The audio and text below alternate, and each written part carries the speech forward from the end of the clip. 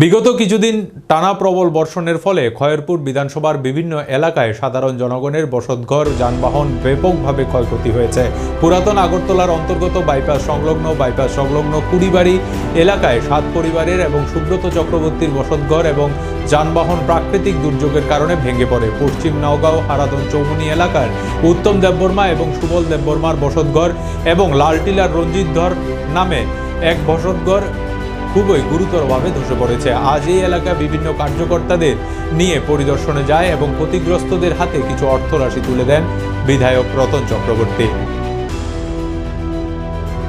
তার বাইরেও বহু বাড়ি ঘর ভেঙেছে, রাস্তাঘাট, ছোটখাটো ব্রিজ, ঘর বাড়ি, অনেকের অটোরিকশা চালিয়ে সংসার চালায়, সেগুলো ডুবে নষ্ট হয়ে রয়েছে।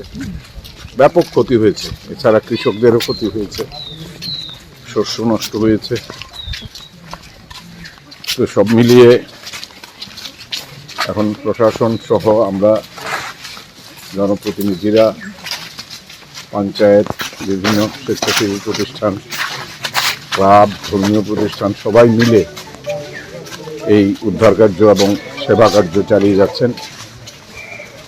তো আশা করি কিছুদিনের মধ্যেই, আর যদি অবস্থার অবনতি না হয়, তাহলে ধীরে ধীরে স্বাভাবিকতা ফিরে আসবে।